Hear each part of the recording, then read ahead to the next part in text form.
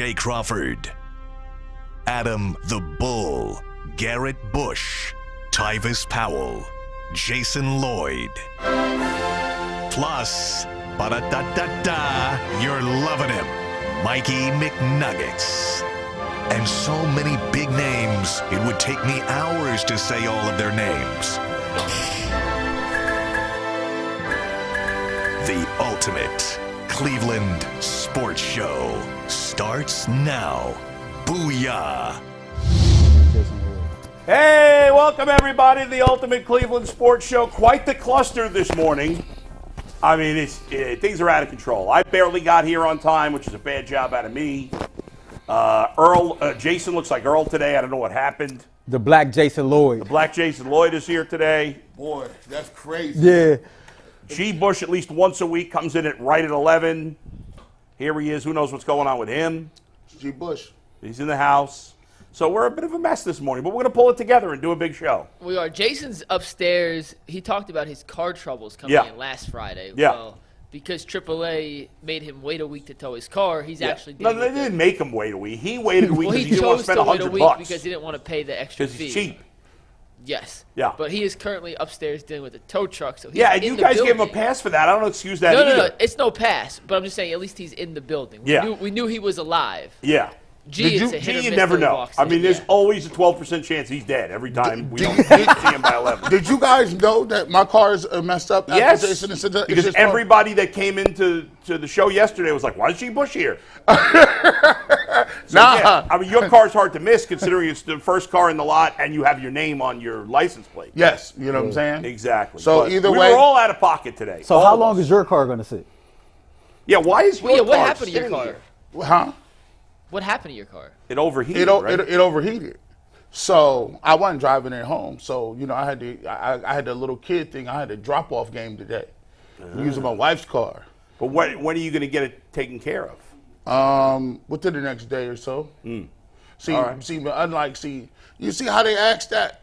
Y'all always asking the black dude, when are you going to get your car out of here? I just called Jason cheap for keeping his car here a week. It's not like I wasn't You have picking on the first him. spot taken up. I mean, are you going to get this junk out of the road? Well, it's not junk. It's a nice car. Bull But look like the type of dude that go knock on your door. Hey, why are there more than one car around the cul-de-sac? I mean, this Oh, is an yeah, I eyesore. would be that guy. Oh, you definitely. Oh, yeah. Like, I have called the town for inappropriate neighbors. Yeah, no doubt about it. That's me. do. I was like that always the kinda neighbor guy. that was disturbing the peace. Yeah, I can see had the 12s in the trunk. sir, could you turn your music down? Huh? Sir. Can't hear you. that. Dude, I was the guy telling people to turn the music down in college. That's wow. crazy. That is crazy. That is like you were studying. Were you really trying to study? Probably not. I probably just wanted to watch TV without hearing the stupid music. That beat with the bass, like Too Short, Freaky Tales. this is a long time If you play ago. that, like, the beat is crazy. The bass is crazy. I actually, believe it or not, so I was I think I was a junior in college. And my first semester as a junior, I moved off campus, and it was a two-family house. And me and a friend were living on the second floor, and these guys we didn't know were on the first floor. And they were constantly playing the music too loud. And I'd be going down there saying, shut the effing music up. Man, boy, listen, that's one thing I don't forget. Yeah. I used to live in apartments, and every 5 seconds, like people trying to come up there like, hey, could you do this? No, leave me alone. Yeah. There used to actually be homeless people trying to stick. Homeless people trying to Yeah. talk you into lowering the music. Yes, and they had their homeless friends sleeping in the hallway. Yeah. And they acted like it wasn't nothing. Did you have the bass going? I hate the bass. The bass is what drives The me bass crazy. is everything. No, the bass is terrible. The bass is what makes everything great. You can't be homeless and have a noise disturbance. Yeah, that's fair. Like you live in a hallway, dog. By the way, you don't have any rights. Like you don't have rights to be in my hallway and then call the cops on me and then the cops come, hey, is there everything okay? No, this guy's homeless in my hallway. Did that really happen? For real, A this homeless is guy facts. called the cops on you Facts. for a noise Squatters. complaint? Squatters. The guys hadn't paid rent forever. Yeah, Squatters. okay. They had him and his homeboy was in the hallway. Yeah. And this is in Cleveland. This is in Lakewood. I said, I didn't pay for this. I didn't, like, what was going on with this, bro? I gotta be living better than this, bro. Oh man. Crazy, Earl. Good to see you. Good to see you too, man. Next time, I wish I'd have known Earl back then. I'm like, I got a friend with He's with gonna locks, kick your asses and out he's of not here. playing around with none of you. I had waves back then, though. Oh, for real? Yeah, Okay. full 360s. C6. I feel like that was a shot. Like, who did you like? Do people have waves anymore? I think it's some people out here with waves. What does that mean, waves? I can't think of It's a, so like the taper, the short Caesar with the taper. Waves. Oh. Your hair, yeah. You just brush Like your hair. that? Oh, okay. I used to walk I around gotcha. with like a do-rag and a brush all the time. Would you cut your hair? As of now, I said I was never cutting my hair again. Dang, bro. Like, you just felt like that was just that's forever, Never? forever? Yeah. Would you do it for $100,000? No. No? No. For $100,000? No. Bro, 500,000. No. all A you, million. No. What? Get out of No. here. I wouldn't cut my hair for a bit. I'm not joking. I would all not you cut my gotta hair $1 for million. all you got to do is freeze them. Freeze them? I ain't even got to freeze them. I just, no. You could freeze them and you could get them sewn back in. I'm not doing I it. would do pretty much anything for $1 million. I'm not going to lie. Anything? I mean, pretty much. There's probably a few things I wouldn't do, but almost anything. I'd certainly cut my hair for $1 million. I'm with you both for $1 million. I mean, I The list of understand things Earl's I'd say hair yes. means more to him than our hair means to you and me, but still, it's $1 Combined and million. then times Would you $1 go million. on a date Yeah. with Donald Trump? I would go on a date with Donald Trump for $1 million. But y'all got to hold hands the whole time. Oh my God, really? I would hold hands with Donald Trump for an entire night for $1 million. and Don't then- say anything more. No. And then you got to tuck Joe Biden in bed. I would tuck Joe Biden in bed. I just want to know, when the hell freeze my locks? That's a thing. When? Like I you- know people keep their locks. They freeze them. You freeze them. But what are you going to do with them once they're frozen? It's like your eggs. You No, freeze them. absolutely not. Like he could attach them back? Yes. No, you can attach them Yes, back. he sold them back in. You can attach them back, but Yeah. Oh, really? But he's an Oh, yeah, all right. he's an authentic. You're He's true. his journey. This is his journey. Yeah, see, This is the source of his. you see what people can't grow hair do? You see what they do? You see how they act? Journey, When like- you can't, look, I'm getting older, my hair getting longer. You getting older, your hair getting shorter. You're right, right. I listen, and I'm telling you right now. If it get too short, I'm going right surgery. I'm going. You're not going to shave it? Bald? No, I'm gonna get like Why? a skin graft for my thigh or something. Why would you not go? Why not You go gonna bald? you gonna do what? I'm gonna get a skin. Dave went over his head. I'm gonna do everything possible to keep my joints. Yeah, but Hey, Mike with Jason, I gotta come clip the show. Yeah, I don't know. Jason, please come Is back. that the first quote of the day? that is definitely the first quote of the day. G. Bush taking thigh hair? He's for- gonna take thigh hair and put it on his head. if I could listen, if they want the calf hair or wherever, bro, Yeah. I'm good. You know what I'm saying? That's crazy. All right, let's send it to Mikey McNuggets for the first official read of the day. What's up, guys? Now we're going to start with a little Zadarius Smith contract talk real quick. But first, a word from FanDuel. You can say goodbye to busted brackets because FanDuel lets you bet on every game of the NCAA tournament, whether you're betting on a big upset or a one seed. It's time to go dancing on America's #1 sportsbook. Right now, new customers get $200 in bonus bets if your first $5 bet wins. That's $200 to use on point spreads, money lines. You can even pick who's going to win it all. Just visit FanDuel.com/UCSS and bet on college hoops until they cut the nets down. And let's welcome Jason Lloyd back to the show. Hopefully his car got towed safely Hi. and successfully. What's up, Jason? Look just like Earl. We're twins. By the way, is WKYC ever going to buy us water again? Do we know? TBD. That's crazy, bro. You out here Brought my parched. own. I got no water. I forgot a water today. I had a really messy morning. So We all did. It sounds like. Yeah. So let Take me that ask L. you guys this, though. Yeah. So this morning it came out, the official contract numbers from the Darius Smith deal. Yeah. He signed a 2-year, $23.5 million deal. His cap hit, Steve, you can take 181 full. His cap hit this season is $5.2 million. I know it's a small. I'll read this to you. His cap hit next season, $9.4 million. Yeah. His base salary shy of $1.5 million each of those years. But his cap hit for 2026, after his contract expires, is damn near $16 million. They could save $5 million and $5.5 million if they. Well, I guess they'll save. I got to like tell $5 you, million. Mike, I think at this point, we spend too much time, and in general, people don't spend too much time talking about the cap and the cap numbers. Yep. Because, yeah, okay, like it eventually does catch up with some teams. Sure, it's been an issue for the Falcons to a certain degree. It was an issue briefly for the Saints. Right now, this year, it's been an issue for the Chargers. They've basically had to trade Keenan Allen. But Keenan Allen's getting old anyway. I mean, I think it's way overblown, these cap hits. I know what you wanted to get to was like, does this signal they're all in because the cap hit is in after he's gone? But yeah, but what I would say is almost every team in football is doing something like this. Now, what you have an advantage of as a Browns fan, and I bet you haven't heard that a lot as a Browns fan, having an advantage, because usually the Browns have disadvantages, is that your owner, as despicable as he is willing to spend money almost without thought. And that gives you an advantage. It definitely gives the Browns an advantage. I don't know if that will always be the case, but right now, Jimmy Haslam is willing to spend without any concern about the cap. And if you have an owner that's willing to do that, it's probably not going to ever be an issue, I don't think.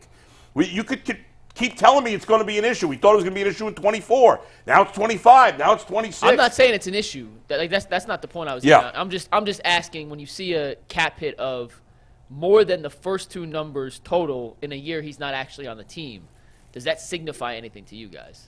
No, only because I would just say no, only because I think there's every team or almost every team in the NFL probably has contracts like that. You know, I don't know. You know how I like to give you analogies. It's just like when people say, you know what, economy's doing great, stock market is up.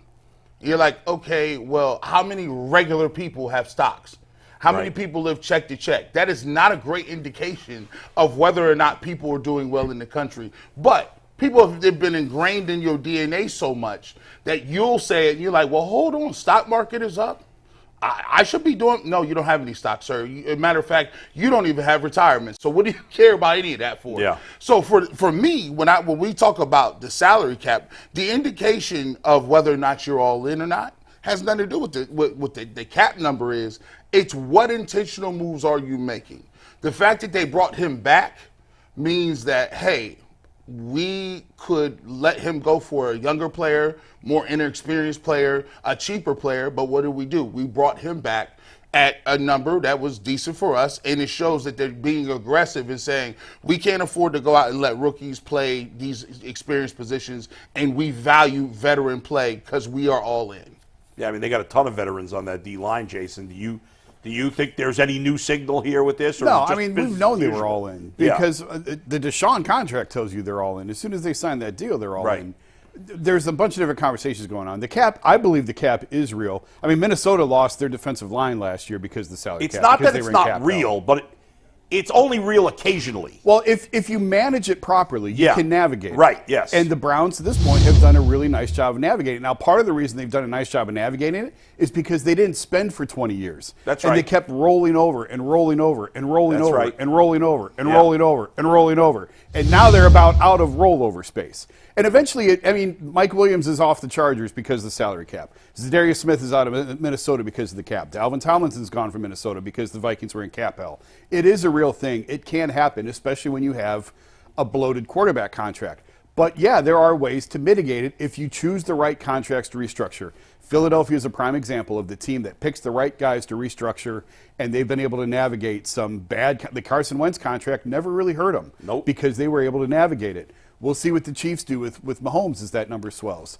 The Falcons did get burned by Matt Ryan. So it's a case-by-case basis, but it absolutely can be a real thing if you don't handle it properly. The Browns at this point have done a really nice job in the way they've handled it. Let me ask you a question with that, Jason. Of course they are. Why have the Browns, if you look at the Browns roster, it's comparable to the Chargers. Why have the Browns been able to sign Myles Garrett? They got a corner, and they're playing a lot with Denzel Ward. They got the quarterback with a lot of money, and they had receivers with a lot of money, kind of like Amari Cooper. So if you look at Amari Cooper versus the two guys that they let go, right? Then you look at Myles Garrett versus Bosa, as well as, what's his name? Khalil Mack. And then finally, you take a look at Herbert, gets a boatload of money like Watson. Why has the Browns been able to kind of be more solvent than they have? I mean, I haven't studied the Chargers cap. I'm guessing Mike Williams was restructured once or twice, which is why his cap number got to $30 million. Right. And it depends on which contracts you restructure and how you go about it. They've restructured Miles, but Miles is still a really highly productive, valuable player. So they restructured Bitonio and Teller. They picked the right guys last year. They were still highly productive players. Bitonio was a risk. When they redid Bitonio, we're like, oh, man, he's getting kind of up there. Right. And Joel is getting up there. He did have some injuries this year. The back is a concern. Wyatt was banged up again. But they had great years. So it comes down, without studying the chart, I'd have to look at the Chargers and see, and I'm by no means, I know the NBA cap much better than the NFL, but usually it comes down to which contracts you restructure, how much money you're pushing forward, and if that player is still a productive player. And part of it is, just thinking off the top of my head of the Chargers real quick, they have at least 4, seriously high-paid players on defense, where the Browns really only have Denzel Ward and Myles Garrett. Nobody else is making crazy money on defense. And I think that's part of the reason that they keep churning these guys at defensive tackle. Yeah. And if you look at the Za'Darius contract, which started this whole thing, if you look at the post-June 1 numbers, the cap hit is minimal. So that's pre-June 1. But if there's a tab there, and I know you probably didn't pull that graphic. I should have told you to do that. That's my fault. I could get it 1 sec. If you look at if you change the tab at the far right and make it post June 1, it's very manageable. 4 million, 4 million, 4 million, 2 million. So there's a couple guys a year. I was talking to Zach Jackson about this morning. There's a couple of guys a year you can designate as a post June 1 cut, which is what the Browns did with John Johnson. And if they really wanted out of Za'Darius after this year, you could do it with about, what was it, $4 million per year? Essentially, yeah. Yeah. So it looks like a contract that is easy to get out of after this season, and we'll see how Za'Darius plays. I just think in the end, Jason, I can't think of any examples of a team losing a player because of the salary cap that they felt like they absolutely could not lose but had no choice. Well, I don't think that's the case with Keenan Allen. They thought, they were like, we love him, but he's old. You lose good players to the cap. You don't lose franchise players to the cap, because those are the guys that you do everything in your power to keep.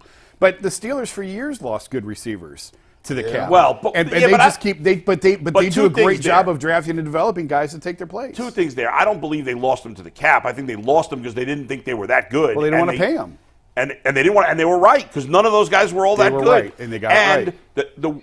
The fact that it appears that Jimmy doesn't care how much money you roll over.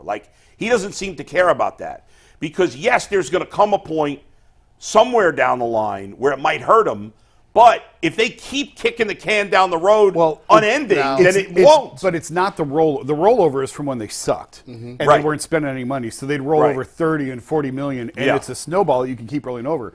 Where Jimmy's wallet is an advantage is turning the stuff into signing bonus, because the Bengals can't afford to restructure as many contracts as the Browns do. The Bengals can't write checks for $10 and $12 million. Well, they could, but they choose not to. Well, obviously, Mike Brown is not as rich as Jimmy Haslam. Right. And that's where the Browns, the new term weaponize, that's where they can weaponize Jimmy's wallet. Yes. And the players love getting restructured. I saw something about Bosa was willing to restructure, and I didn't see the details. I'm like, dude, you got a $10 million check coming in the next few days, or whatever the money is. Right. Of course you're going to want to restructure. What do you mean willing to? I know. I don't know why. Guys why would line up for a restructure. And fans get misled by that stuff, because the other day Mahomes restructured, and somebody was kind of put a tweet out that was pissed off. Why isn't Deshaun doing this? And I was like, dude, this has nothing to do with Deshaun. No, it has nothing to do with Deshaun. If the Browns want to restructure Deshaun's contract, it will be restructured. It's written into his contract that they reserve the right to manipulate and why the numbers wouldn't he how they see fit. They'd always want more money up front. He's getting all the money regardless. Hey, Prosperity Home Mortgage, man. You willing to refinance with your boy? I'm always willing to refinance. Hey, let's get this refinance game popping. I will say this, though. I think you get into trouble when you get young players that all play well and their contracts are up at once. Say, for instance, it's JOK and Martin Emerson. Yeah. JOK comes out and has another slam dunk year, and then Martin Emerson makes All-Pro. The Browns have never had that issue. They've never. But it's a great issue to potentially. They've never. This is something that they're going to be dealing with. They really haven't. Right. Never. No, you're right. This is what the Bengals are dealing with to some degree, right? Yeah. With they drafted Burrow, T. Higgins, and Logan Wilson the same year. They extended Burrow. They extended Wilson. They're like, well, we're not going to extend Now, had they not gotten Chase the next year, they probably would have signed D. Higgins right now. But they're like, well, Jamar Chase is better, so we're only going to sign one. And we don't know. Like, maybe the Browns will have to let one of those guys walk. I don't know. I would bet they sign them both, depending on how good a season JOK has this year. Yeah. Yeah, Mike. That was interesting. Yeah. I thought we were going to spend 2 minutes on it. It ended up being a little better. I know. So I just think kudos to you guys. If you have a smart front office, yes, that there's a strategy to this, yeah, and you really got to be good. But if you can really pinpoint the right guys to renegotiate, if you have the right guys coming behind to replace the guys you leave, you can do it where the cap is not as punitive. Right. But other teams absolutely they screwed up. And if you and the key now that the Browns have reached this level of they got a lot of talent, they've got high-paid players, more high-paid players than they've ever had. It's going to keep going up because, as you said, Emerson's coming up soon, and JOK's coming up soon. But that's also the one that's interesting, right? Which is JOK is the most interesting. However, they'll pay Emerson. How much longer are you going to pay Wyatt Teller or Joel Bitonio or Amari Cooper at the money? But line at a spot, and we don't have to spend a lot. But at a spot where they don't value the position as much at linebacker. They never spend money there. Exactly. Yeah. Well, that's why it's going to be How much fascinating. are you willing to go on a guy who had an absolutely monster year last year? If he duplicates that again, what do you do with him? I'm willing to say that the Browns, as an organization, we give people credit for organizations like offense or developing players or being able to find quarterbacks. I'll give it to them. These Ivy League dudes, they got to be A+ at the cap. And I would expect you're an Ivy League guy. You're supposed to be good with numbers, but they are good with the cap. They have people in the NBA. Their sole job is the cap and manipulate the cap. The NBA is trickier. It is. I assume the NFL is probably the same. But I don't know for a fact. But NBA, your job is you're a capologist. That's all you do is the cap, and they make a lot of money. That's right. Manipulating the cap. And the key thing now for the Browns, once you get to this point where you have a lot of good players. And once you get to the point where you're close to the cap, which the Browns are now for the first time in a long time, now you can't blow your draft picks. Yeah. Because that's the way you keep going, is you start supplementing your high-paid guys, that the ones that you think you can move on from. In theory, the Browns in the next year or two would probably move on from Bitonio, Amari Cooper, Chubb and Zadarius Williams, 4 fairly high-paid guys, right? Maybe Teller's on that list too. And maybe even Teller, right? Well, Wills is not getting paid as much as those guys, but he's still on a rookie contract. But after this year, his contract's over, right? But they got to replace those guys with young players, because you can't. Every good player on your team can't be a free agent. Then you're going to get screwed eventually. Right. But you got to hit on more draft picks. Now, I think Andrew Berry's gotten better kind of every year. And in his defense, he hasn't had many first-round picks. Right. But he's got to hit. He can't keep blowing it at wide receiver. But like Jason said, drafting receivers just ain't our thing. Well, it better become their thing for this year. We trade for our receivers. That's what we do. We trade for them. That's what we do. If anyone knows how to work the cap, though, Andrew Berry has proven he is an excellent cap worker, capologist, whatever the terminology is. This morning, after the Devin Bush signing, which we'll talk about in a sec, the Browns, according to Over the Cap, were actually over the cap. But as of 10 minutes ago, they restructured Jerry Jeudy's deal in an expected move to clear $10 million in cap space for the 2024 season. They're back under the cap, and Jerry Jeudy is exactly where we were going to talk next. He had his opening press conference with the Cleveland Browns yesterday, and there were 2 things in particular I want to touch upon with what Let's make it clear, Mike, real quick. Hold They on, did not hold extend on. Jerry Jeudy. Hold on. No, they just restructured the deal to give him more up front. That's why he loves Cleveland so much. Yeah, right. We got rid of money already. We cannot skim over that.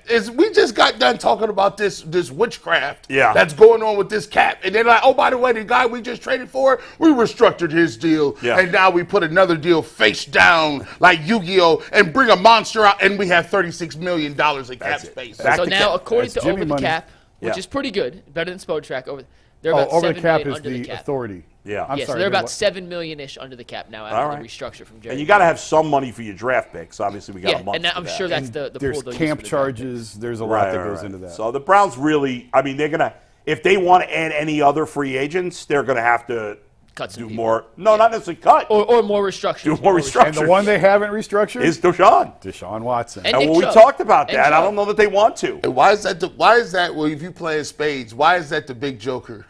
The big joker has not been played yet, Nope. Earl. Don't make me put that down. And by the way, we don't know what. Like as of now, Nick Chubb's playing on this contract, right? Yeah. Yeah, but that's not going to happen. I know it's not, but there's But- been nothing on that right Right. now. Well, if they want to go ahead and get me Hollywood, what's the name? Go ahead and get me. No, Hey, Hollywood Brown side with the Chiefs. All right, well, He listen. did sign yesterday. If you want, listen. Hey, they got all kind of other dudes floating around out there on the because these dudes right now are scared. The guys that's left on that board. Yeah. They're like, is there any Well, money who's left now? I mean, Tyler Boyd's the best receiver left. yeah, the best running back's Alexander Madison. Yeah. Those are the best guys. But didn't somebody else get traded last night? Oh yeah, Keenan Allen Allen got to the Bears. traded. Right. Yeah. All right. So Okay, speaking go of ahead. Jerry Jeudy, he had his Jeudy, yeah. opening presser yesterday. There's two things I want to touch upon. The first was this quote about Jerry being excited to come to Cleveland because of their interest in previous years in acquiring him from Denver. Stevie can take this full. Jerry said, quote, or Jerry Jeudy, I don't know why I called him Jerry. I don't know him like that. Jeudy said, quote, when I first heard they were interested was, I think, in the end of the 2021 season, I think. I'm not really too sure. You hear things, but then nothing happens. It's just all talk. So actually being here now, it shows how much they really wanted me, how much expectation they have for me. You know, it's exciting for real. He went on to talk about playing with Amari Cooper, the culture here, and just getting a fresh start out of Denver. Every player says they're excited to go to the new team they come from, but knowing there's been smoke connecting Jerry Jeudy and the Cleveland Browns for 2.5 seasons now, essentially since UCSS has been alive, I thought it was cool to hear Jerry actually go. I got to stop doing that. I called him Jerry again. That's his name. You're fine. I know, but it feels weird. I don't know him cares? like that. It was cool to see Jeudy come back and actually acknowledge, hey, I do hear these rumors, and I'm glad to be at a place where I feel I'm valued maybe more than I was in Denver. Do you guys look anything into that? Guys want to be wanted. Yeah, For course. sure. I mean, this is a tough market to sell. This has been a tough franchise to sell for 20 years. That's turning for the Browns. That part's Yeah. turning. But guys want to be wanted. Like, these guys have been told they're wonderful their entire lives. If you lay out a process of, we've been trying to get you for 2 years, yeah, that's going to resonate with somebody. I'll give you this. When I came out of high school, I would go to these schools and I would go on recruiting visits to all the Big Ten schools, all these different places and camps like Ohio State, Michigan. And it was weird because one year they were like, yo, you're really, really good. Like, yo, we want to, like, you know, we'll offer you a scholarship. And then so a lot of those scholarships were, at that point in time, they used to do you like this. Like, yeah, we got a scholarship. You might want to sign that right now because there's a dude higher ranked than you that wants to sign. If he signed, you're out of here. So I remember just going to Michigan camps and Ohio State camps and just remember feeling the energy was different. Like after they found out they wanted somebody else. And then I remember I was just super bummed about it because at the time, like I'm thinking I'm like going major D1 and all these different things. And then OU called me up and I was just like, man, I'm not going there. And then they was like, listen, just come on a visit. Just come on a visit. Just come down. We'll show you a good time. So the recruiting magazines will be like, so you got to visit to Ohio, right? Ohio State. And I'm like, no, that's OU. They're like, for what? They're like, you do know you're ranked higher than that. Why are you going to OU? So I went down there and I got down there and they like showed me so much love. Like it was crazy. Like they were great to my mom and dad. Like it was crazy. I was like, these people actually want me to come here. These guys got plans for me. These dudes really want me to be a part of what they're doing. And I remember coming back and just signing I verbally committed after that. I still went to my other visits. And people after that, bigger schools came back around. You know, Cincinnati came around and said, we'll give you a scholarship. Marshall gave me a scholarship. At the end, Michigan State said, hey, we'll bring you on a scholarship. And I was like, no, I'm not doing it. They're like, for what? I'm like, because they really showed love. And for players, that means a tremendous amount because now you come into the program and organization and you're going to give everything you got because people is banking on you. Somebody invested in you. When somebody invests in you, you ain't going to have no issues. You're going to invest right back. So that's why I feel like Jerry Jeudy and any player can always restart their career. They just need the right person to say, hey, we believe in you and we're going to put some faith in you because we believe that's how good you are for us. And you know, unlike a lot of the other players that have changed teams in the last few days, Jerry Jeudy, and not necessarily unfairly, has been getting crapped on for the last bunch of years. Most of the other guys that have changed teams here, that's not the case. They may have been in a good situation, but they got offered more money, so whatever. Like, in Denver, you heard what Mark Schlereth said. We've heard what Steve Smith said in the past. Brandon Stokely. You know, Brandon Stokely, all these guys have been crushing him. He's a disappointment because he was a first-round pick, and he never had 1,000 yards in 4 years. 3 years? 4. 4, yeah, 4 years. Right. It's the fifth-year option. And so, and probably a lot of fans were, you know, nobody was excited about him anymore because he's been a disappointment. Here, well, he's an upgrade from what we got, so all the fans here are excited, you know, and it's a different attitude. And so he's been getting hate probably for most of the last at least 2 years, and now everybody's excited that he's here. And so, yeah, it's a different so that's why he's particularly happy probably. I mean, we haven't seen Jerry Jeudy day in and day out, right? No. And we're going to get to the Steve Smith stuff here in a second. This stuff, I mean, some of the criticisms. If enough people are saying it, yeah, it's probably true. There's probably some truth to it. Yeah, absolutely. But it doesn't mean it can't be turned around. No, but that's what I'm saying. If he's honest with himself, at some point pride kicks in and says, enough. Like, that's, you know, you fix what your flaws are. And this is a great opportunity for him. Yeah. Clean slate. Obviously, he's wanted here. If Deshaun is healthy, he's got a good quarterback throwing to him. And like, it's all in front of you now. And he's playing for a contract. Like, there is no greater motivation in the NFL than playing for your next contract. And the Browns have two guys in that spot in Jerry Jeudy and Elijah Moore. And 2 guys with an axe to grind. They, like, if you look at it, you got 3 guys I would count on. There's a lot of people. That's why this offense is going to – I think they'll play with a chip on the shoulder. You don't think Nick Chubb – hear how people say, yeah, you can't do it again, and we're going to take some of your money. Elijah Moore came to the Jets. Yeah, you didn't do what we expected to do. Jerry Jeudy. And most of all, Deshaun Watson. So if those guys can't get together in the offseason and say, listen, don't nobody believe in us. This unit right here, don't nobody believe in us. What we need to do is go out there and play with a chip on our shoulder every day. And they got enough guys that have contracts and injury questions and things like that I think they could be kind of exciting if they put their mind together and execute. By the way, I saw this clip yesterday for those who say nobody believes in the Browns. Whether you want Chris Mad Dog Russo, who was the longtime radio host in New York, who I grew up listening to and then got to meet when I started working there. He's now on ESPN with Stephen A. Smith, I think a couple times a week on First Take. And they both made their list of top 5 threats to the Chiefs yesterday. And he picked the Browns as the 4th biggest threat, and that's not just in the AFC, it's both leagues. Now, Mina Kimes went on to destroy his take on that, which was very funny. Yeah, it was hysterical. I mean, he had the Niners. That's the only reason I saw it, because I never watched the show. He had the Niners 5th. Yeah, and the Browns 4th. I think McCourty said the same thing on. McCourty did say, and we're going to talk about that on Monday, by the way. Let's see. So speaking of Steve Smith stuff, which you alluded to, this happened a while ago. In case you missed it, we'll play a little snippet of what Steve Smith said. I'll read you Jerry Jeudy's response from the press conference yesterday, then we'll get to where we are now in the Jeudy and Smith beef after Steve Smith kind of went on Twitter and said some more things yesterday. Not about Jeudy, but about Cleveland media. But this is what Steve Smith said prior to a Thursday night football game earlier this year. And you can take it.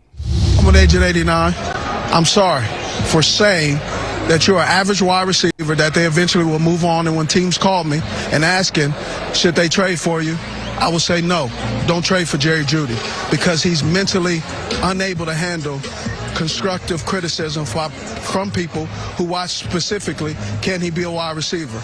He could be a wide receiver. He's a tier 3. Go back into the studio. I'm done now. Thank you. So that's what Steve Smith said. And then Jerry Jeudy was asked 2 questions about it yesterday's intro press conference. This is what he said in response. Like I always say, the eye in the sky don't lie. You just watch it. You cut on the tape, you cut on the film. Some games I didn't have my best game, but I could control what I can control. I know the Browns didn't really listen to what Steve Smith had to say. They just had to turn on the tape to see if it's really true or not, and they turned on the tape and see it wasn't true what he said. Now, his initial response when Steve Smith made those comments, he was obviously very sensitive about it. This is what he said when he was asked about it yesterday. And then, of course, Steve Smith just, for some reason, put out a video because I guess some members of Cleveland media, I don't think we reached out to him, did we? We did not, no. Okay. But here's what Steve Smith said. We can play the video. Yeah. Hey, just need to make an announcement.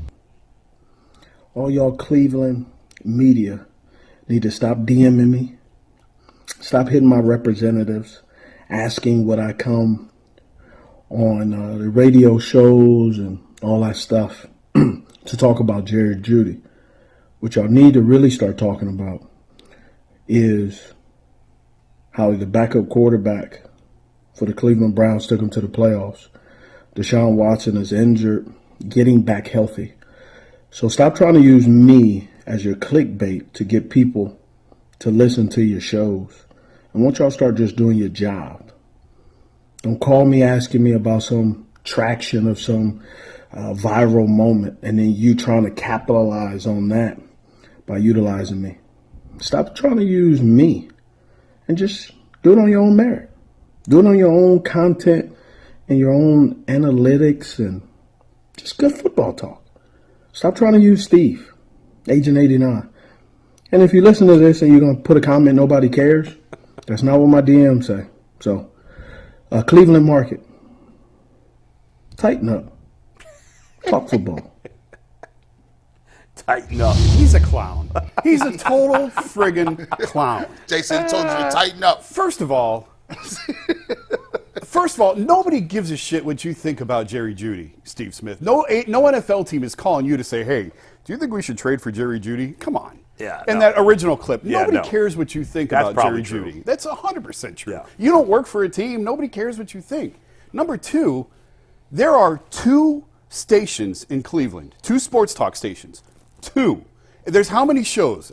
6, 7 shows 6 total? a week, yeah. So who is blowing up your phone when there's a grand total in this town of 6 to 7 shows? Is that really Well, you ain't blowing up your including us. GMs? This is the only show that matters. But we didn't. We didn't reach out to Yeah, them. that's right. So how many people are really, I want to see your DMs.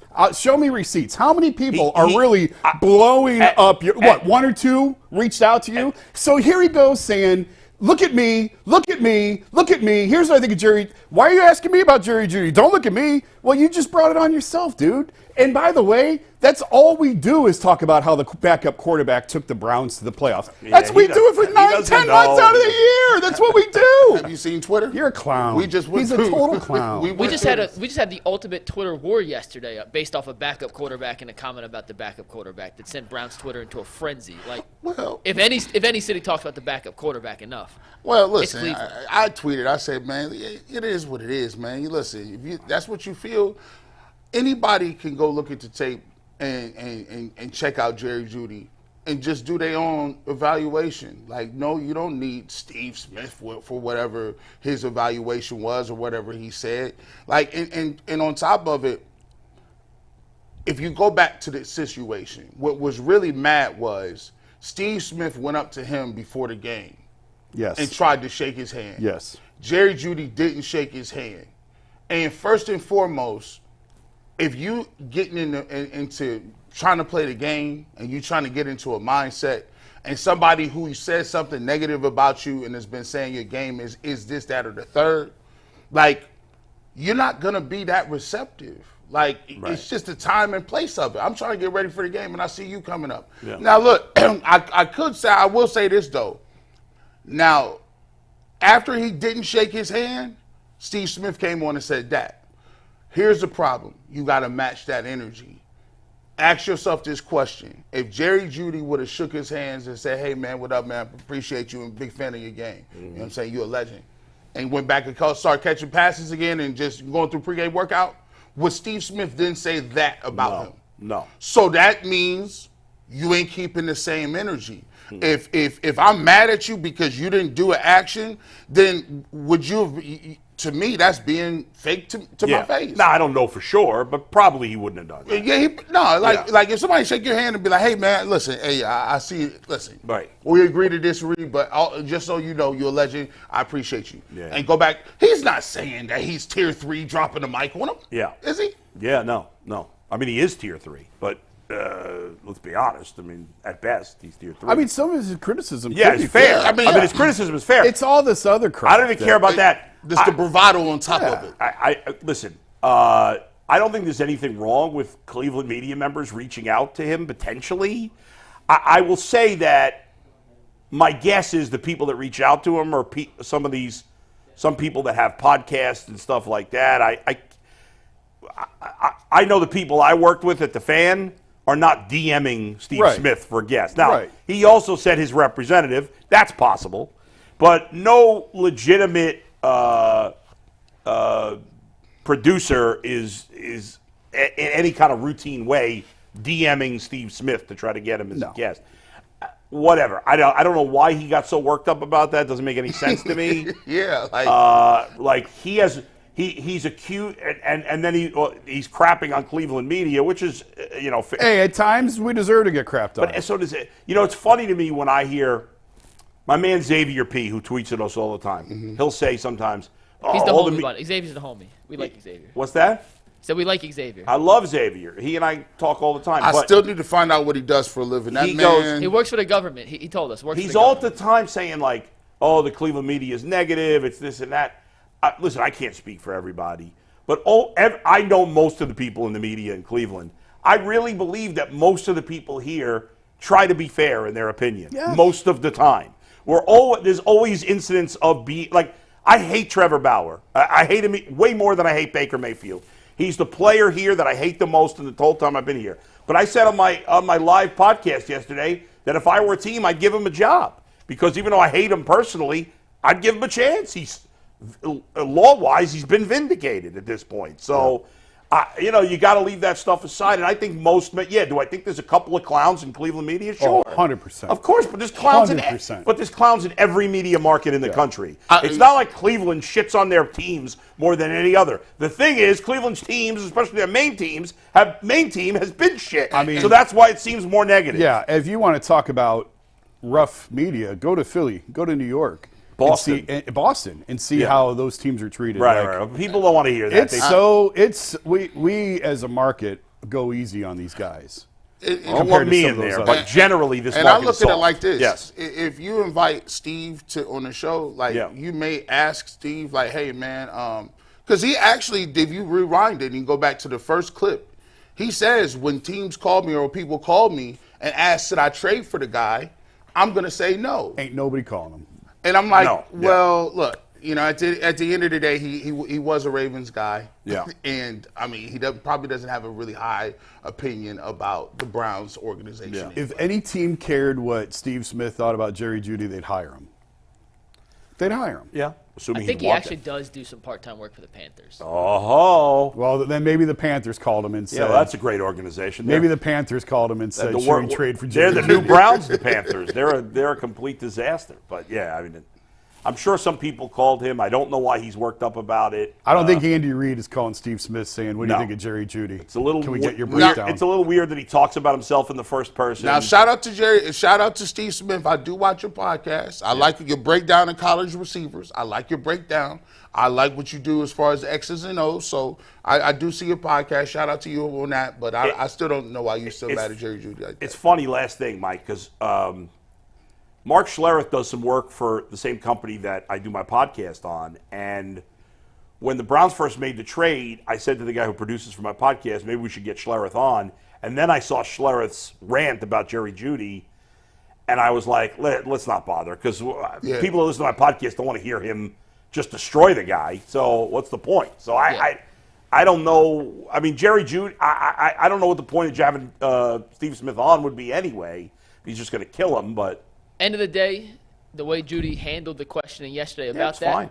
Very professional. I loved how he handled it. So kudos to you, Jerry Jeudy. All right, we're going to talk about another signing the Browns made yesterday. One G. Bush said he loved, but first, a quick word from Fan Time. If you're looking to get tickets to a Cavs game coming up, a Guardians game, even a Browns game next season, you better be using Game Time, because Game Time is the fastest and easiest way to buy tickets for all your sporting games, music shows, comedy events, and theater programs in the greater Cleveland area. But it's not just Ohio, guys. It's all across the country. They have killer last-minute deals, all-in prices, views from their seat, and their best price guarantee helps take all the guesswork out of buying tickets. And they have special zone deals, so if you pick the section and Game Time picks the seats for even bigger savings, if you want to make it an even quicker process, just download the Game Time app, create an account, and use promo code LOCKEDON for $20 off your first purchase.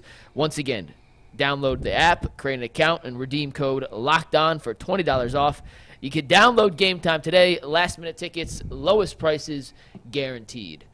G. Bush, we talked about Devin Bush visiting the Cleveland Browns yesterday. By the way, real quick, Mike, did you see there was a big trade involving draft picks in the NFL?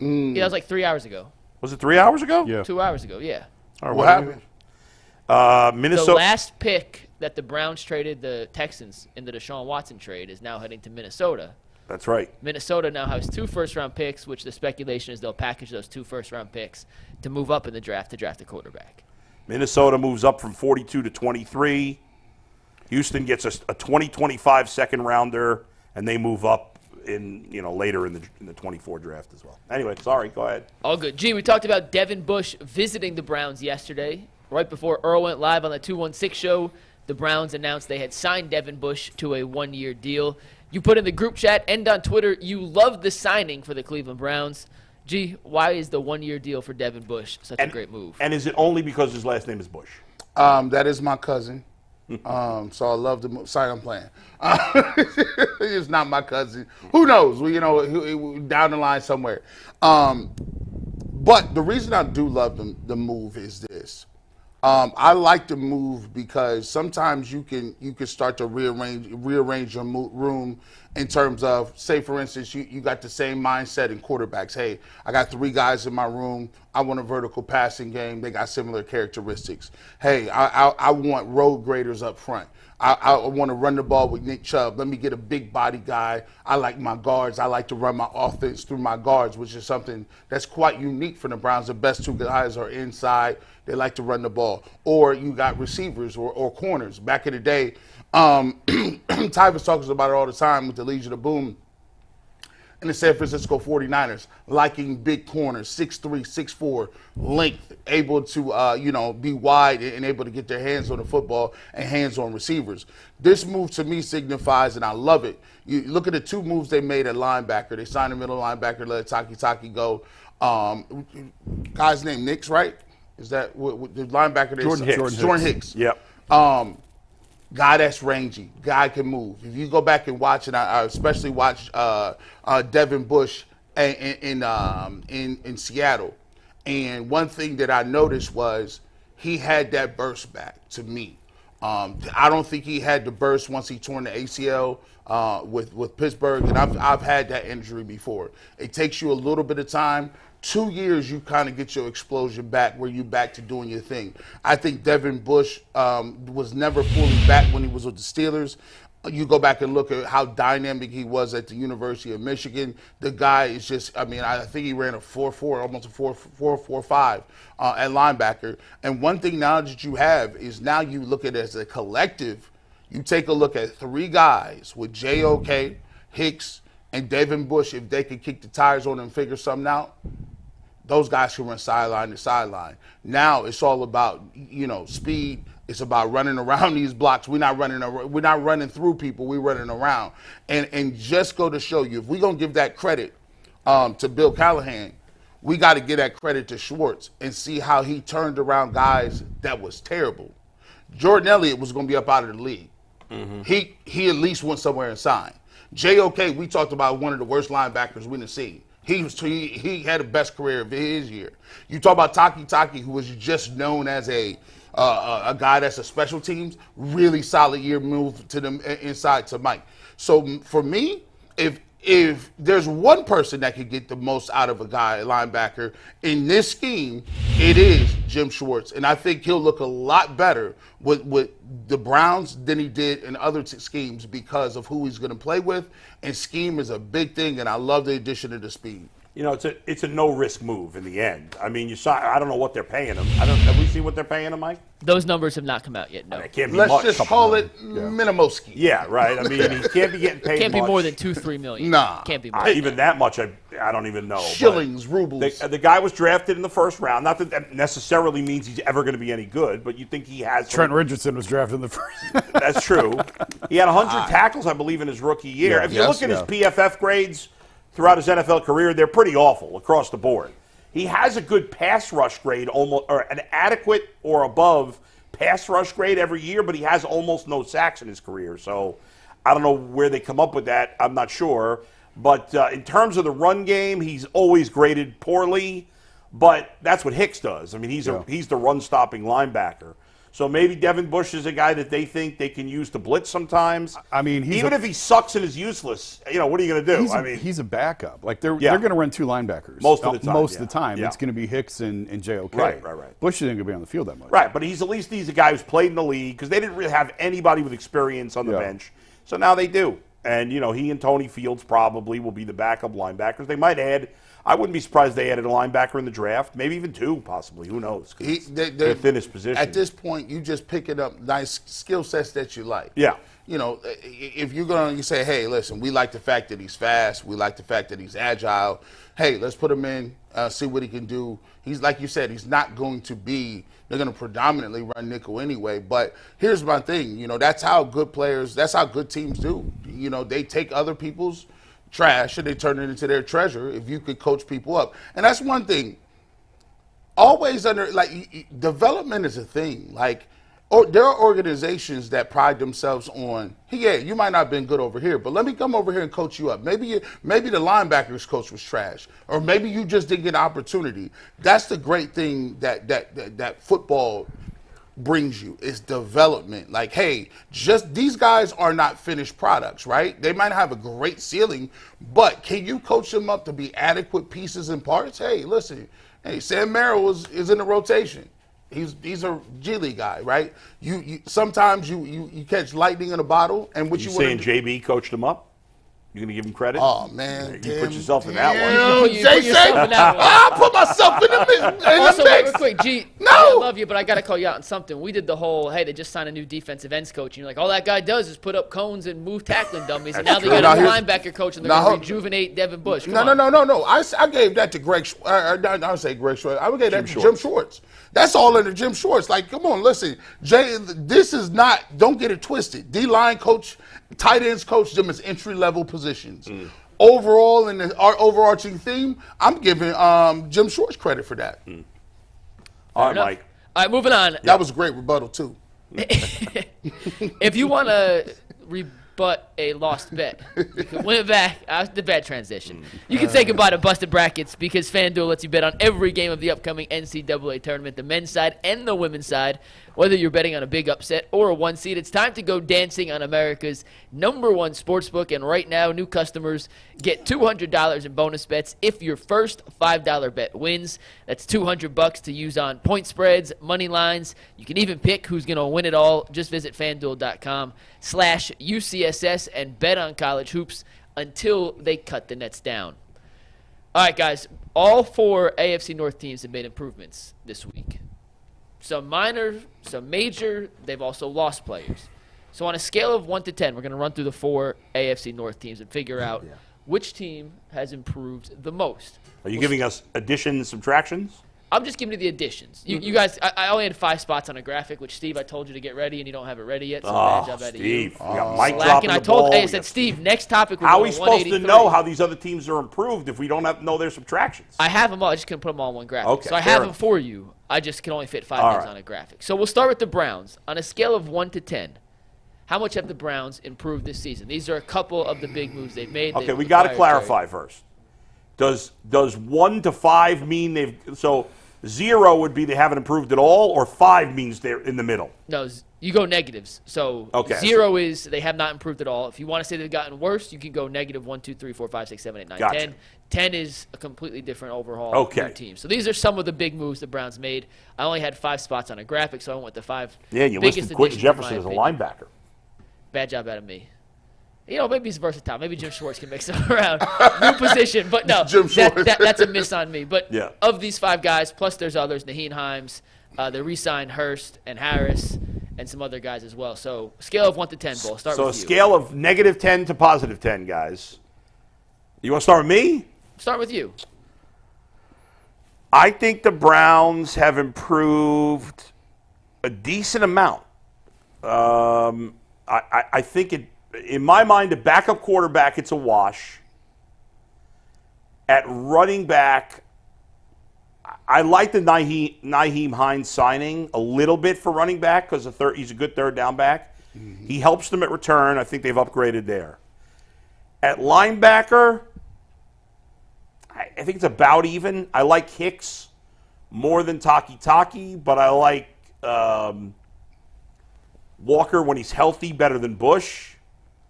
Wide receiver, obviously a nice upgrade with Jerry Jeudy. I'm gonna say the Browns are a 5 on the 1 to 10 scale. Improvement. G. Bush. Man, it's difficult because you look at what they did. I'm changing that to 4. Change it to 4. Sorry. I want to, this is like The Price is Right. Yeah. I want to be like $1. Yeah, right. I'm gonna go with 4.5. And the reason I'm gonna go with 4.5, I think you improved in the kick return game with Hines, but that's not saying much because they're taking the kick return game out of the situation. I believe that you improved at linebacker slightly. I like the skill sets of some of the guys you have now over some of the other ones slightly. And I think you have a nice upgrade at wide receiver. So I'm going to go with 4.5. I think some of the other stuff is kind of underwhelming because with the Browns, the majority of what they've done is bring back their guys. And so that's naturally, as a human, that's less exciting than new names. But that doesn't necessarily mean that new names are better than the ones you had. So true. I'm going to go with 4.5. All right, Jason. so 4.5. Jason, what about you? I guess I'm not fully comprehending or grasping the 1 to 10 because I was thinking like 5 3/8. And that's higher than you guys, and I'm never higher than you guys. So now the curve is Jason, off. put it in your chest. Stand on that. But I really like the Quentin Williams. I think it brings them an interior pass rush that they've never had before. Jeudy is certainly an upgrade at receiver, and everyone else is pretty much back. So but 5 3/8 to me isn't a dramatic. That's not dramatic. Like that's mid Increment. Yeah. It's increment. All right. So we're both in the I'm surprised that you guys were as mid-improvement low range. as you were, but Just I guess because- we're all close. I guess just because I think of it as the only, they got better at defensive tackle, and they got better at wide receiver. And I think they got better linebacker. I think Jordan Hicks is better than Taki. Yeah, And I look like at Taki. linebacker as overall a slight downgrade. Do you really? I do, tiny bit. Okay. Even though I like Hicks better than Taki. I do I don't too. know. That's Or the maybe impor- that's the more maybe it's a important wash part. instead of a slight I down. think Do you Hicks. like- I think Hicks is more important than Taki, or is better than Taki, and that's the more important signing to me because Walker that's was never fair. Walker was never healthy. That's true, and I kind of forgot about the Quentin Williams thing. It's Quentin Jefferson, by the Quentin way. Jefferson. Sorry. So I'm going You to go got back his to name my. and I'm going to go position back to wrong. my Bad job, 5. Alex. I'm not going as high as Jason, but I flip flop from 5 to 4 back to 5. Now here's the crazy part about Yeah. it. There's a sweetener to the pot. And I hate doing this because it all comes down to this. If Deshaun Watson played good, they could be at 8. Well, like you know, what we're I'm saying? just Like, basing it on the guys they've added. But Yeah, just the guys they added. Yeah. So it's like, Sure, yeah. if they could get Jerry Jeudy, I think Jerry Jeudy can get you well, I mean, 1,100 yards. I think that's Deshaun what my Watson, expectation is. Deshaun Watson's basically been, a lower tier. I mean, he's been Jacoby Brissett for the last 2 years, essentially. Yeah. I mean that's So harsh but fair. If he could actually be Deshaun Watson, then that would be a huge upgrade. Yeah. Go ahead, Mike. Moving on to the Bengals Bowl. Okay. Some of their signings include Sheldon Rankins, Zach Moss, Mike Gesicki, Geno Stone, Von Bell. They traded away Joe Mixon. They lost DJ Reader. I'm sure there's a few other names in there that if you want to add, but how would you evaluate the Bengals first week of the offseason? So the DJ Reader to Rankins thing, and I think the Bengals will sign another defensive tackle too, which might change my opinion a little bit. The Reader to Rankins is interesting because they got paid basically the same money. Reader got a little more than Rankins from Detroit. It was way closer than I thought it'd be. What did he get? I didn't see what he got. Rankins? Reader. Like 26 for 2, I think. Yeah. Now, they're both older, but Reader's coming off a serious injury, which is, I think, part of the reason the Bengals were hesitant. I think he tore it. What did he tear last year? I think it's Achilles? quad. His quad. Yeah. It was a bad injury for a 30-year-old player. Now, when he's healthy, Reader's a great run stopper and is okay as a pass rusher, serviceable. Rankins is a good pass rusher at defensive tackle and is fine as a run stopper, but he's not DJ Reader. So if I knew Reader was going to be healthy, I'd say that's a slight downgrade. I think I'm on the minority. I actually think Zach Moss right now, as much as I love Joe Mixon, is a better fit for the Bengals than Joe Mixon because it allows them to use Chase Brown more, and I like going with 2 backs in that situation.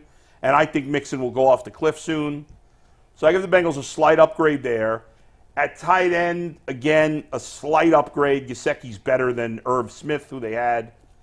And it's a significant improvement at safety. Safety was by far their worst position last year. And they've added Stone, who was good, and Von Bell, who knows the Bengals and is, just a good, solid player. So the Bengals don't have any massive upgrades. Like the Browns had a big upgrade at wide receiver. The Bengals don't have any big upgrades there, but they also don't have any big downgrades. Except, maybe defensive tackle, but I don't think so. Now, if T. Higgins ends up being traded, that's a different story, but I can't imagine they'll trade him, and he's not going to sit out. So I'll say the Bengals are kind of right there with the Browns, but a little lower. I'll say they improved 3.75. I got the Bengals. I got them at 3.5. But they have potential to be a wash. I look at the DJ Reader injury, being that old, being that large with a quad injury. I just don't know if he's going to be able to play at that level anymore, especially getting that serious of an injury. I think Sheldon Rankins has the ability to kind of be almost a wash. I love Zach Moss. I thought he was a guy that the Browns should have went after. And him and Brown, I think that's, I still think Joe Mixon has a little bit left. But for me, I wouldn't have any reservations going into the season with Brown and Moss. I think they'll be all right. Gesicki is an upgrade over the tight end they had before, and I think really you guys the Bengals drafted a couple of safeties a few years ago. 2 years, and I feel like they felt like those guys never lived up to what it was. Well. And they basically said, "Let me go back. Let's get some veterans." So in here. 2 years ago, they drafted Dax Hill in the first round, and he was a slot corner in college. They tried to make him a safety. It's not really working. I think they're eventually going to move him back into the slot to replace Hilton when Hilton's gone. The other kid, whose name's escaping me now, they drafted in the second round last year. He was okay, but they got Von Bell for nothing because Carolina's paying him. So they were not going to, he wanted to come back. So that, so. But I bet but I think that's an upgrade. It's a nice upgrade at safety. That's and so the Bengals aren't in the division. The Bengals aren't going to have the craziest defense. I think they just want to get back to the point where they're very competent and they got a really good defensive coordinator that put people in position to make plays. So I give them a 3.5, which is very tricky. Because that's saying a lot. They were, to me, if you bring back Joe Burrow, they were already in that second slot. So I think what they was thinking about is, let me just maintain a little bit. We'll maintain. But they by no chance are getting blown away by anybody else in the division. They stood pat and did a decent job. I mean, obviously nobody knows the Bengals better than Bull sitting up here, so I would defer to him. I was kind of thinking 2.5. Because the only spot that looks to me like an upgrade is safety, and everything else is a wash as far as I'm concerned. So, and I agree. I think defensive tackle, they might have gone back. You guys are probably higher on Moss than I am. I think it's a wash, Moss to Mixon. I don't think. No, it might be. And so the only spot on there that I look at and say where they got better is safety. So I would give them. I wouldn't give them anything more than a 2.5. All right, let's go to the Ravens now, who have lost more players than they have signed, but they did sign Derrick Henry, which is a big sign. They signed Derrick Henry. They got Malik Harrison in there, Brent Urban, Josh Johnson will be their new backup quarterback. They re-signed Justin Madubuike to a massive contract. However, they did lose Gus Edwards to the Chargers, Geno Stone to the Bengals, John Simpson, an offensive lineman, Ronald Darby, a defensive back, Devin Duvernay, and Deshaun Phillips. So a lot of losses. And one of their other starting guards. Yeah, you said that. I can't find that. I don't know if you made it up or not. No. I'll go. The Athletic has a list of the top 100 free agents and who's still left. He's a veteran. He played for the Bengals, and I can't think of his name. Before the Ravens, he played for the Bengals. And well, if you could find it, let me know. I can't. He played for the Bengals, anywhere. then the Giants, then the Ravens. He's a good player. He's been a good player forever, and I can't think of his name. He was one of their starting guards. He's still out there. He hasn't signed with anybody else. But it doesn't matter. Well, you didn't mention Patrick Queen, right? On the loss. Yeah, and they lost Patrick Queen. Yeah. Well, where have the Ravens gotten better? Running back. Yeah. Definitely? Yes. I think Henry's so. better than Gus Edwards. At this point? Yes. I think he's think better. so, yes. I mean, I'm I not don't saying think that's a massive upgrade. I'm not saying it's significant, but I'd rather have Derrick Henry than Gus Edwards. Derrick Henry had 1,100 yards last year, right? No, 1,100 yards. No quarterback. I mean, if The Ravens would be my one negative on this scale. If we're grading positives and negatives, I think the Ravens are in the negative. I don't think they got better. I think they got worse. When you talk about what they lost, that was some significant pieces that they lost. And I don't know that I necessarily got you guys you brought back. That doesn't count. Right. It's guys who lost and it's new guys who are coming in and old faces that are going out. And the Ravens, to me, are probably like a -2. Remember, McNuggets, you did this exercise about a couple weeks ago. You said, which person would you take off somebody's team? And I said Patrick Queen. And I said, yo, I want him to get him off the squad because when they had Patrick Queen and Roquan Smith and that freak of nature at safety, these guys was terrorizing. Yeah, but he just moved 2 doors down. He's still in the neighborhood. Yeah. I would give the Ravens like a -4. Yeah. Yeah. Because I don't think that, and I like Derrick Henry, of course, but he's old. Yeah, he is. And Gus Edwards. I called for him to fall off the cliff 2 years ago, though, so I got to stop with that. Gus Edwards, under the radar, has been a pretty good back for Baltimore. He just was they never gave him the ball. The Ravens like to spread it around. Yeah. And Gus Edwards had like 800 yards last year on, not as many carries, I'm sure, as Derrick Henry. It's an upgrade, I agree, but I don't think it's a big upgrade. I don't think so. We'll see. I think I'm going to give them a -2.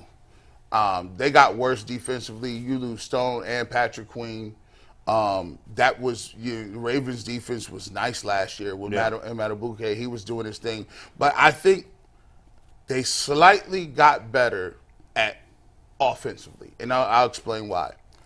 Derrick Henry now gives you, all depends on what they want to run, they give you what I call a two-way go on anything.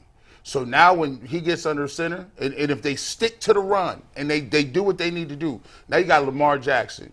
Then you got Isaiah Likely. Then you got the tight end Andrews, and now you got Zay Flowers. So now what you can do, and they got that big fullback that be running over people. Was just a tackle in the backfield. Patrick Ricard. Boy, when you come up there and you get in double tights, and now you got the ability to run read option. You got to respect the zone play with Derrick Henry.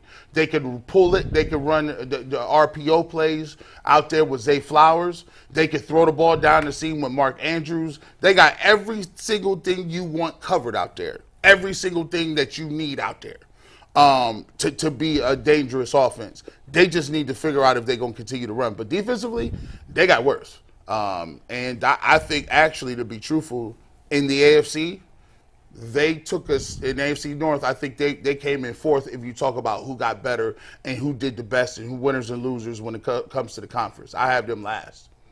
So what's your grade, Jason? -2. I said -2. I got a -2. And Bull, you gave -4? Yep. Before we move on, offensive lineman? Before we move on, of course, I mentioned that the offensive lineman played for the Bengals and the Giants, and of course he played for the Browns too. How can I forget that? Kevin Zeitler. Oh man, he's dang. So he's a free agent. He was old, but he was still pretty good. Did he start last year? Where have the Ravens gotten better besides he was their starter? Yes, yeah, absolutely. Started 15 games for them. In fact, he has played at least 15 games every year since 2014 with the Bengals, and for the last 3 years, he's played 47 out of a possible 51 games as their starting right guard. And you never heard of him. No, I've heard of him. I forgot. Now he's old. I don't know how old he is. They've lost a couple. 34. They've lost a couple of linemen. They've gotten worse. So they haven't added. Most of the guys you had on their list were re-signs. Because they've only signed. Well, I don't even know why you put them up there because we're trying to see if they. Well, I just wanted to fill out the graphic so it was even, but they really only signed one player, which is Derrick Henry. Right. So they've gotten better at running back. And Josh Johnson, their backup quarterback. Yeah, but that's a downgrade from Tyler Huntley. So they've gotten worse at backup quarterback. They've gotten worse on the offensive line. They've gotten worse at linebacker. Now some of these spots are significantly worse, but yeah, I got they lost 2 good players on defense. And 3 good players on offense, and only added 1 good player on offense and none on defense. So I agree with the negatives. I would also got be in the -4. negative on that. All right, with the Steelers, you talk about one team's losses, another team's games. Well, they signed Patrick Queen. Yeah. They also got Russell Wilson. They traded for Dante Jackson in exchange for Deontay Johnson. They also signed Deshaun Elliott and Miles Killebrew. Yeah. They've released Patrick Peterson, Allen Robinson, and they're still looking for a punter. Overall, what's the improvement level for the Pittsburgh Steelers based on the first week of the who have offseason? they lost besides Deontay Johnson? Patrick Peterson, Okay. Allen Robinson. Yeah, he sucks. So nothing. They really haven't lost a ton. I mean, they're a 7.5 as far I was as I'm gonna say concerned. 8. Listen, Yeah. I was going to go. Look, I didn't want to go all the way up 10. Yeah. But the Pittsburgh Steelers, they jumped the biggest of any AFC Oh, North yeah. team. Oh, no for doubt. sure. I mean, these guys, Just the quarterback alone. just by that. Yeah. And then take it, and I take in consideration, they're running, Warren and Harris are both arrows pointing up. Pickens' arrow is pointing up. And then you get Russell Wilson. This is tough right here, bro. Like you got to think about this, man. Your man is going to be on the sidelines with the aviators like this big with all the chains on now. Yeah. Like, because this dude got a quarterback that can look. They can play Pittsburgh Steelers game now. They right back to the Steeler way. They got Patrick. I don't like this. Yeah, don't I like mean, it. they got, listen, right now I'd say it's a slight negative for them at wide receiver because they lost Deontay Johnson. He's a good player. My assumption is they'll draft somebody, maybe even in the first round at wide receiver, or maybe get involved in what's left of free agency. I don't know. Maybe Tyler Boyd goes to Pittsburgh. There's been some talk about that. Now, he's not as good as Deontay Johnson at this Great point. receiver class. But, They got a first round pick. But if the Steelers add a wide receiver to the draft in Tyler Boyd, then they've gotten better potentially at wide receiver. Now, their offensive line's still not good, and they did lose one of their offensive linemen. They cut him. They cut one of their Has he starters. signed anywhere? It's tough to find. He got cut before this week, the guy. It was like last week they cut him. I can't think of his name. Is his name J.C. Hassenauer? I don't think so. I didn't put him on because I never heard of him. So. Yeah. Well, they did, and I don't think they've made any additions on the offensive line. But, man, they've gotten way better at quarterback, and they've gotten way better on defense. They've added a corner, two decent safeties, a good corner, and a very good linebacker. They already had the D-line, and they went from one of the 5 worst quarterback situations to a mid-tier. Now, they're not. They still have the worst quarterback in the division. Hopefully.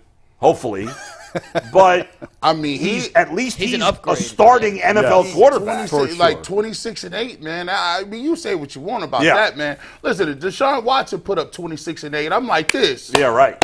Slow clap. I mean, Russell Wilson is a legit mid-tier starting quarterback in the NFL. What they had was trash. Yeah. So that's the biggest upgrade, and they got better on defense. Yeah, I go 8. Steve Becker also texted me and said they signed Cameron Johnson from the Texans to be their punter, so I guess they also had a punter news. Their punter wasn't very good. In some other NFL news, when Jason Kelsey retired, we knew he'd be coming to Canton in 2029. He'll also now be joined by Aaron Donald, who just announced his retirement from the NFL within the last 2 minutes. Just want to mention that, one of the best players to ever put on an NFL jersey. He's still playing at a high level. He can keep going. Yep. He was incredible last year, too. So kudos to Aaron Donald on a hell of a career. 10 years, man. He did more in 10 years than, he's right now as a defensive lineman looking. He's on a very short list. He's already the best defensive tackle ever.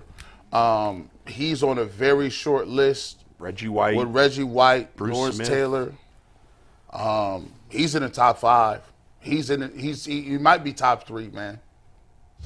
In his 10 NFL seasons, he did not finish top 5 in Defensive Player of the Year voting twice. That's funny how you phrased that. That was very weird rate of phrase. He did not. So basically in his He finished 8 out of 10 years. He finished top 5 in NFL Defensive Player of the Year voting. Yeah, he's a Pro Bowler all 10 seasons. AP All-Pro first team 4 times. 3-time Defensive Player of the Year. Guy's amazing. How many sacks he has as a defensive tackle? 110 That's in 10 seasons. crazy. That's He 11 led the a year. NFL in 2018 with 20.5 sacks from the interior. That's stupid. I wonder who's second amongst defensive tackles over the last decade. Is the second guy? Chris Jones. I bet you he's second. Oh yeah, even Chris though- Jones. Okay. John Randall is pretty good. I would go Warren Sapp. John Randall is really good. By the way, Xavier P. says he's a management analyst for a government agency. He runs. I don't know what that means. He might be in the CIA. That's it. He works for the CIA. FBI Yeah, listen. That sounds fishy. No one has more midday time than this man. This man, listen, he is unleashed. Yo, let X live his best life, man. Let him We live love his X, best but life. Hey, I love management him. analyst, I mean, that sounds like And by the way, a cover. I know he's getting it because he keep putting out shoes, and I'm like, I got some shoes. He's like, no, I have shoes. He does. He got a lot of them. I told my wife, you better step your game up. You better start doing these turbo taxes. We need that extra bread coming in. That's right. All right, Mike, before I We die got of one more thirst, read, there then we we got go. one more topic here. A quick reminder that if you're looking to buy tickets anywhere you want, Cavs game, Guardians game, Browns game, Final Four, whatever, you better be buying them on Game Time. They have killer last-minute deals, all-in prices. They can view from your seat so you know exactly what you're getting, and they have their best price guarantee, taking all the guesswork out of buying tickets. They have flash deals, zone deals, and you can see your view from the seat before you buy the ticket, which makes all the guesswork easier. Just download the Game Time app, create an account, and use promo code LOCKEDON for $20 off your first purchase. Terms again, create an account, redeem promo code LOCKEDON for $20 off. Download Game Time today. Last-minute tickets, lowest prices guaranteed. So Steve Becker's been asking us all week to name our worst free agent signing so far. So, Bull, I'll start with you. Yes, please. Of all the free agent signings, all the teams, Yeah. our EP wants us to do this topic, so we will oblige because we love Steve Becker. Yes. What is the worst free agent signing of free agency so far? That's easy. I've been saying for weeks because at one point G. Bush kind of wanted this guy for the Browns.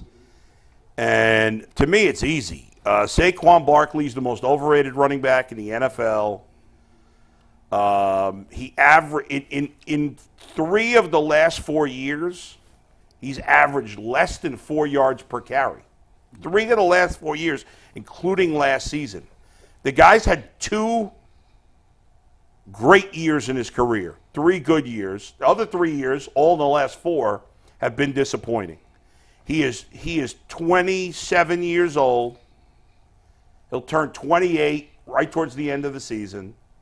He's had a lot of injuries, and you paid him the biggest quarterback money, I think, since Christian McCaffrey.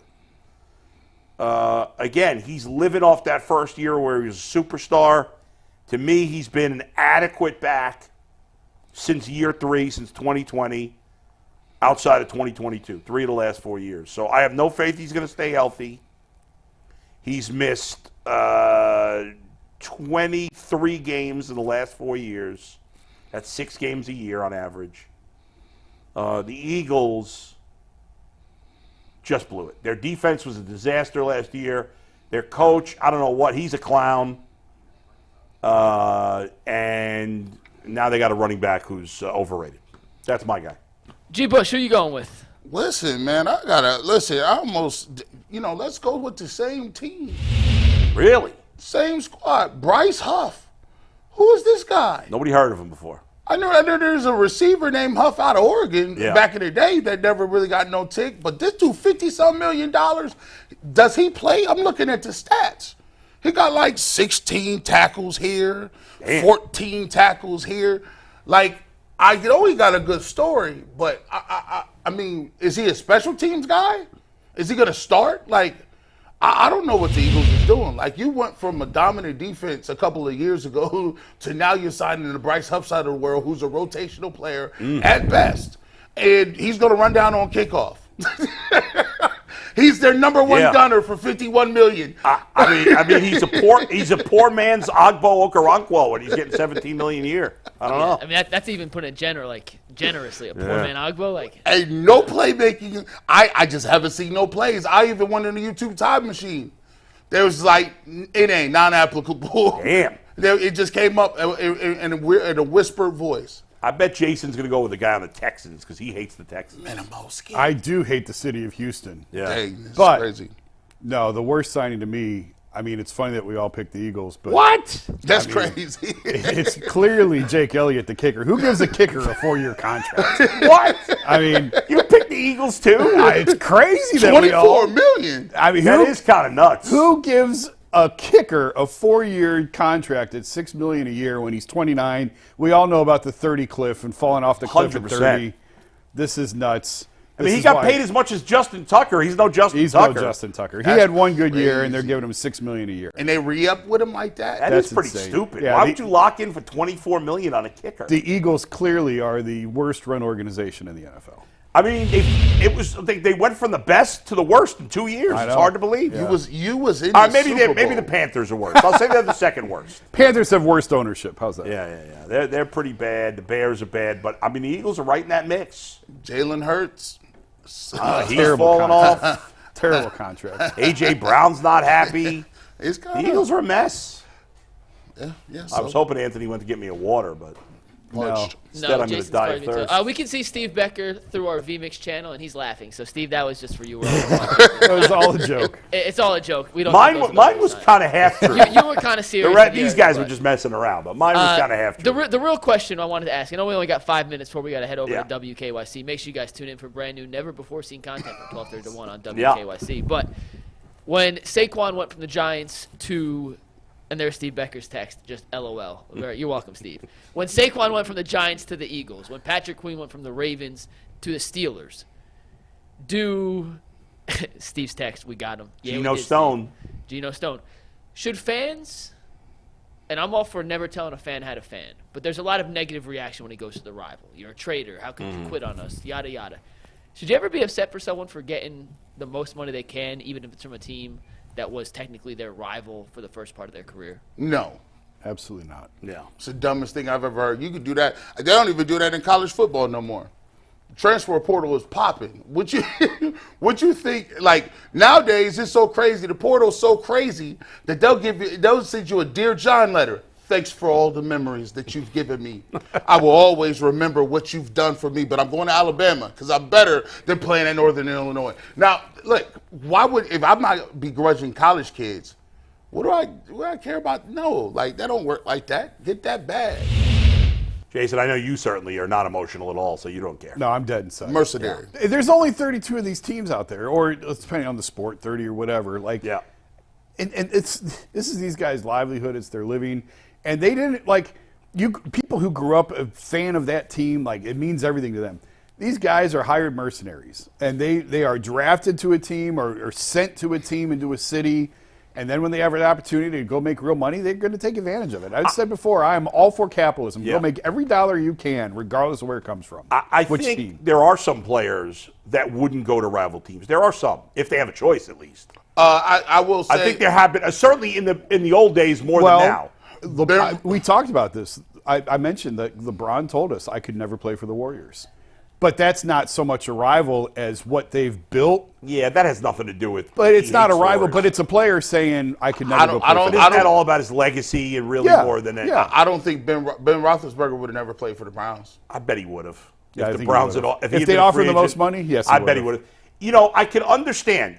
For example, so as a Cubs fan, the teams I hate the most are the Cardinals. As a Cubs fan, the Cardinals. But because I grew up in New York not rooting for the New York teams, I kind of hated, well, when I was a kid, I actually hated the Mets more than the Yankees because when I was a kid, the Mets was a rare time where the Mets were better than the Yankees in the 80s. Yeah. But I hate the Yankees too. So the Yankees, the Mets, and the Cardinals are three teams that I hate. But I've kind of softened on the Mets over the years. So now it's really the Yankees and the Cardinals. So when the Cubs won the World Series and Dexter Fowler went to the Cardinals next year, or last year when Wilson Contreras signed with the Cardinals, or really the worst when Anthony Rizzo went to the Yankees, I wasn't mad at any of those guys. Right. Why would I get mad? That's their livelihood. Right. But it's a bummer when it happens. Sure. When Joe Hayden went to the Steelers, you're like, couldn't he go anywhere? But that's the Browns' fault. They cut him. They cut him, So yeah. I'm never going to get mad at a player. But yeah, it's like if Anthony Rizzo was playing for any team but the Cardinals or Yankees, I'd be happy when he has success. But now I want him to fail because I want the Yankees to fail. Right. I mean, Clemens played for the Red Sox and the Yankees. Right. Johnny There's been a lot Damon of guys played who for have the played Red for Sox both. and the Yankees. There's very few people who you would say you hate to see them play for. Like if Nick Chubb played for like the Steelers or the Ravens, They'd kill you. I wouldn't like it, and that's only. But you wouldn't be mad at him. You just No, would hate it. I just wouldn't want to watch. Right. It would be. It would suck if that happened. Oh my God, that would be terrible. But think about Joe Flacco. Right? And Ravens fans weren't, attached the same way, I guess. But Ravens fans were happy. I heard from a lot of Ravens Yeah. fans that were happy for Flacco because I don't think they really viewed the Browns as a threat, frankly. No. Now, it might have been different if the Browns went to Baltimore for a playoff game. That would have been different.